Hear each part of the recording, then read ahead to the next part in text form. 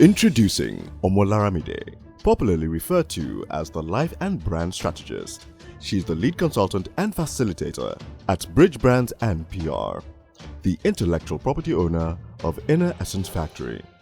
It's been a potpourri of events this past few weeks, but if there's something I'd like you to remember this period, it is one thing: brutal execution. So all the knowledge that you've acquired, what are the steps that you need to take to start putting them in place, to start putting actions to all the things that you've learned? I understand that there are schools of thought that feel that this is a period that you don't want to be pressured, you just want to relax and wait it out. But understanding also that our stories are different and our path different, I believe that this period is a wave and you need to ride it. A lot of people are migrating online now. So while you're planning to migrate your business online, have you thought about redesigning your business model? What was your business model? What was working and what is not working for you? This is an opportunity to make changes. See this as a fresh slate.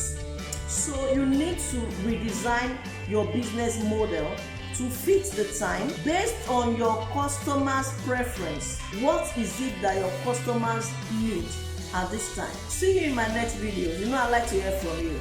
Thank you. Thank you for listening. For more details on Inner Essence Factory, please visit www.omolaramide.com.